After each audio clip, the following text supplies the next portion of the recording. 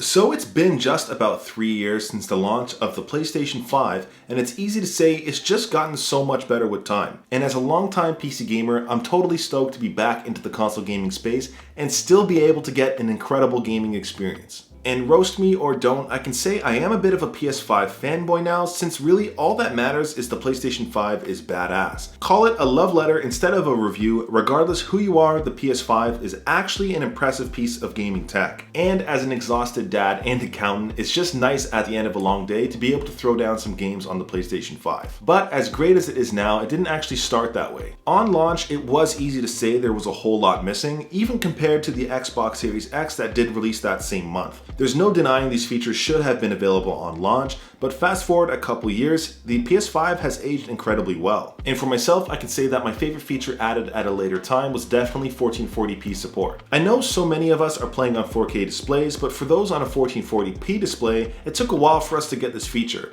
And depending on your hardware, you either had to downscale from 4K or lock in at 1080p. Today though, monitor gaming has never looked better, regardless of your resolution, whether it's 1080, 1440p, or 4K. So it's nice to have all of those covered. And my second favorite feature added is definitely the expandable SSD support, which I will touch on in a bit. I still really wish Xbox would hop on board with something like this if they release a system refresh. And outside of those two major ones, there are dozens of new features that do come with each update, so I'm definitely here for it. More notably is the ability to sort your games into folders. You also have game tips from your PlayStation menu, and the marriage saving feature, mutable startup beeps. And there's no denying Sony actually adds features every update that the community is really asking for. And I'm hoping in a future update we can get console themes. And of course, I do wish all those features were available on launch, but they're here now, and I think that's all that really matters. Still, what hasn't really changed since launch is actually the badass gaming experience. And I think this is where I truly become a bit of a fanboy. If you're new to the channel, you might not know I've been a PC gamer going back to 2008, and only since 2020 have I really been into console gaming. And straight up, the PS5 blew me away right off the bat. And while the PlayStation 5 is not inexpensive by any means, coming in at about $500 US, there is immense value to be had for anyone who doesn't want to invest in a PC gaming setup.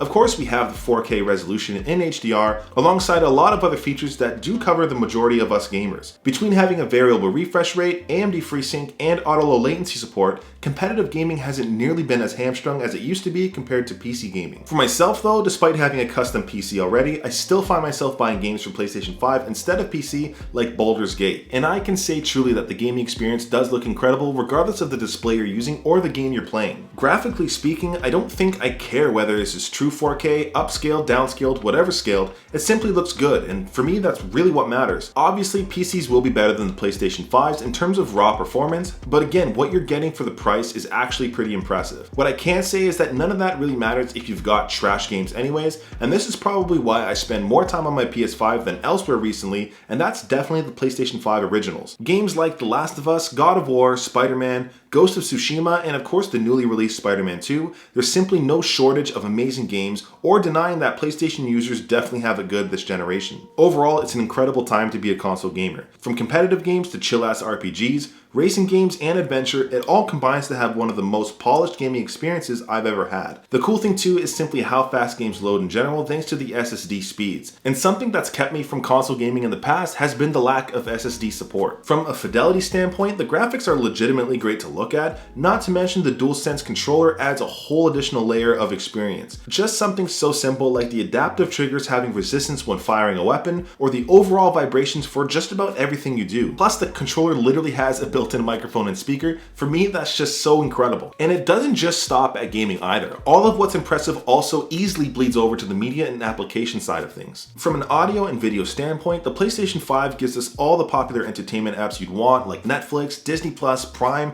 Crunchyroll, and more. And most of all of those will give you an awesome 4K HDR image. And while I don't have an 8K TV, it can be supported by the PlayStation 5. And just like gaming, you are still getting a great experience start to finish. From booting up the system, jumping into any one of those dope-ass entertainment apps, and into whatever else you want to watch in a beautiful HDR image. And it's not just video either, just the simple features like being able to listen to music while gaming. And even if you're not gaming, it's still just easy to vibe out and listen to some music either way. Still, we all know PCs can do all of this and more, but the gap still closes ever so slightly with things like Discord chat support. And from an application application perspective, this even opens up the door to so many people who might want to become content creators. From being able to share your game clips direct to YouTube, or even streaming to Twitch from your PlayStation 5, the variety of apps here truly make the PlayStation 5 a one-stop shop for just about everything and really rounds this out to be a great experience. For anybody with an old-ass TV that is super slow, the PlayStation 5 is wicked fast for just about everything, again from startup to navigation, and again loading in those games. And while I used to be a 1 or 2 game type of guy, PlayStation Plus has changed that for the better. Every month, my library and backlog of games keeps growing. From newer releases to older PS4 games and so much more in between, for my senior citizen millennials, you practically have a blockbuster inside your game console. And each month, PlayStation still gives you new games to try and add to your library. Despite all that, I've chosen to have a second playthrough of Baldur's Gate, which is legitimately one of the best games I've ever played. What's really badass too is just the streaming capabilities if you're on the go. I've literally used a laptop on the lake and played PlayStation. This really makes me feel like I'm in the future. And depending on what you have, you can do this through a tablet, a phone, a computer, as well as other streaming handhelds. When it comes down to storage though, having launched at 825 gigs, for a lot of people that simply wasn't enough. Between how large games have gotten over time, not to mention an ever-growing library through PlayStation Plus, it's great that Sony's made it so that we can install an SSD with a heatsink inside the internal hard drive bay. Not to mention it's wickedly easy to install and only takes about 10 minutes. Now when the PlayStation 5 first launched, people definitely ripped on that pop collar, although it's sort of grown on me over time. The best thing is though that the plates are fully replaceable from both Sony themselves as well as third-party providers.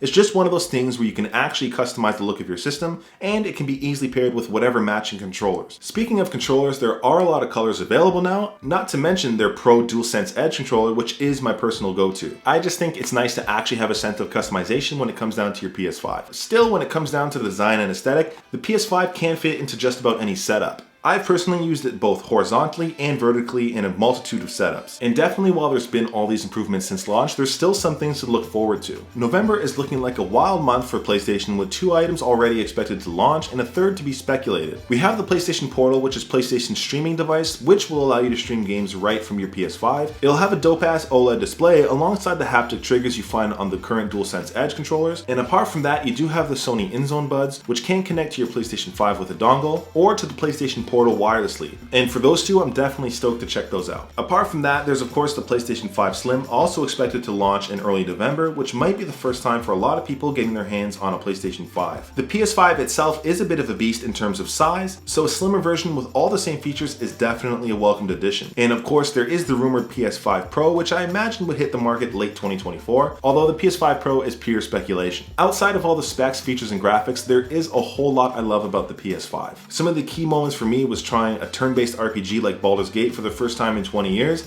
That game is simply nuts. Or gaming at a massive 100-inch 4K projector while playing Horizon Forbidden West. For myself, there's just something special about the PS5 and I can't wait to see what comes next. But let me know in the comments, what is your favorite PS5 feature? If you enjoyed the video, be sure to like and subscribe. I appreciate you guys watching till the end. Until next time.